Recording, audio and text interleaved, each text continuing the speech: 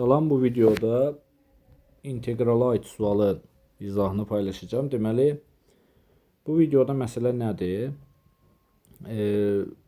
Əyri xətli fiqurun sahəsini tapmaqdır. Məsələn, burada rəngləmiş hissənin sahəsini soruşur. Aydın məsələdir ki, buranı görə bilirsiniz. Əyri xətli fiqurun sahəsidir. Bunun üçün biz ilk növbədə integralın hazır bir xassəsi var. Məsələn, hər hansı tutalım ki, əyrinin, məsələn, bu formada bir əyridir. Hüdudlanmış fiqurdur. Tutalım ki, bu hissə ilə bu hissə, məsələn, bura A, bura B, səndən bu hissənin sahəsini istəyirsə, integral A-dan B-yə, bu, məsələn, kök altında x-ın funksiyanın qrafikidir. Kök altında x, yəni s bərabərdir. Yəni, hazır düstur bu formada da bu əyri xətli fiqur fərqi yoxdur. İstənilən vəziyyətdə ola bilər. Məsələn, tutalım ki, bir funksiya belə keçər, bir funksiya belə keçər, biri də belə keçər. Tutalım ki, bu üç funksiyanın hüdudlanmış fiqurun sahəsini soruşsa, məsələn, burada artıq 1x1 burada, tutalım ki, 1x2 burada, bir də buranı nəzərə almaq lazımdır. Ona görə əsas olan xassəni bilməlisiniz. Deməli, indi biz keçək sualın izahına. Sualda nə deyir? Y bərabərdir 3 kök altında x funksiyasının qrafikini verib. S bərabərdir. Hardan hüdudlanıb? 4-dən 9-a, 4-dən 9-a, 3 kök altında x bərabərdir. 3 kök altında x-i mən 4-dən 9-a, 3-ü əslinə qalsa sərbəst ədəd kimi kənara çıxartmaq olar. Orada yəni problemli bir şey yoxdur. Və yaxud da ki, elə 3 vur x üstü 2-də 1 formasında göstərərəm. Yəni kökaltı ifadələr çox vaxt bu formada göstərir. Çünki burada dərəcələr 3, 4, 5 bu formada da verə bilər. Bir dənə düşünək. X kvadratın integralı nədir? X kubu bölünsün 3. Yəni burada verilmiş 2-nin üzərinə 1 gəlirsə ki, niyə? Bundan törəmə alanda gəlməlisən bu integral altı ifadəyə. Aydın oldu. Elə bir ki, integral keçmişindən, belə deyək də, integral keçmişinə qayıtmış kimi bir şeydir. Törəmə isə əvvəlindən qayıtmış kimi bir şey olur da. Yəni, belə başa düşün. Yəni, integralı törəməni bəzi şagirdlərimiz qarışdırır. Yəni, ondan qorxası, çəkinəsi bir şey yoxdur. Elə bir çətin də mövzu deyil. Düzdür, törəmə geniş mövzudur, amma çətin mövzu deyil.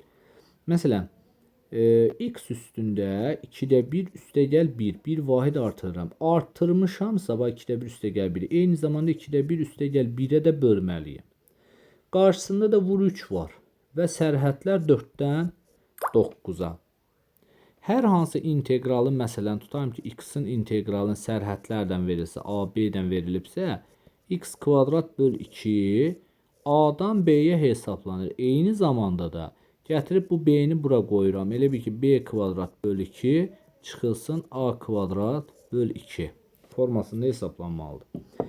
İndi x üstü 1 tam 2-də 1, yəni bunu mən yazsam belə 1 tam 2-də 1 elə 2-də 3 deməkdir.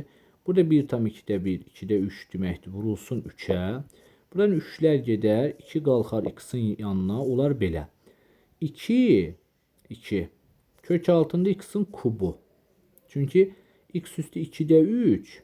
Elə bir ki, belədir. İkinci dərəcədən x-in kubu. İkinci dərəcədə indi bizim vəsaitlərdə yazılmadığı üçün ona görə problem yoxdur. Elə kök altında x üstü 3 yazıram. 4. 9. Şimdi bunu hesaplamaq lazımdır.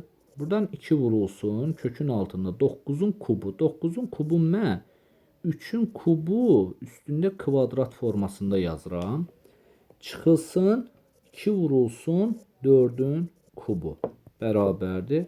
2 vurulsun. Kvadratdan bunlar gedər. Qalar 27. Çıxılsın. 4'ün kubundan 64. 64'ün kök 8 çıxır. 2 vur 8 eləyir 16. 2'nin 27'ye vuranda 54 çıxılsın 16 bərabər olur 38'e. Cevap olur C variantı. Çətin, sıxıntılı bir sual deyil əslində. Problemli sual da deyil, yəni yazıla biləcək sual tipidir. Məsələn, bunu tutam ki, sizə ev tapşırığı kimi versəm, məsələn 98-ci sualı özünüz çalışarsınız. Video çox uzun olmasın deyə çəkmək istəmirəm bunu. Məsələn, tutalım ki, 98-də 4x kubu. Sən ümumiyyətcə qrafikləri təxminən bilməlisən ki, səndən nə istəyir. Ona görə 4x kubunun qrafikin, bax qururam, 4x kubunun qrafikin. 4x kubun qrafiki təxminən olsun belə bir şey. Yəni orada problem yoxdur. Deməli, məsələn x kubunun qrafiki kimi qura bilərsən. Problemli bir şey yoxdur. 5 çıxılsın x isə y-i 5-də kəsir, amma bucaq əmsalı mənfi olduğu üçün kör bucaq əmələ gətirən belə bir formada olacaq qrafik. Bu formada qrafik. Y bərabərdə 0-da 0 xətti və y bərabər 0 xətti də olur bu. İndi bunların üçünün hüdudlanmış fiqur haradır? Baba bura. Üçü hüdudlanmış fiqur olur bura. Buranın sahəsini tapırsan 0. Bu hissəni tapmaq üçün 5 çıxılsın x-i. Bax bu hissədə, çünki bir də bax bu nöqtə, yaşıl nöqtələri qururam. Bu nöqtə məlum məsələ 0-dır. Bu nöqtəni tapmalısan, bu nöqtəni. Mənim bu nöqtəni mən nətər tapım? Bu nöqtəni tapmaq üçün 4x kubunu bərabərləməlisən 5 çıx x-a. Nöqtəni tapmaq üçün. Eyni zamanda bax bu nöqtəni tapmaq üçün görsən xəttə fikir ver. Bir bu düz xəttdir, bir də 0 xəttidir. Düz xətt nə idi? 5 çıxılsın x. Digəri 0. X bərabərdir 5. Bax bu nöqtə olur 5.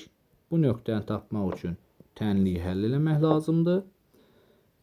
Və əlavə olaraq da tənliyi həll eləyəndə də buranın x-ini tapmış olacaqsınız. Belə. Sağ olun uşaqlar, uğurlar olsun sizə.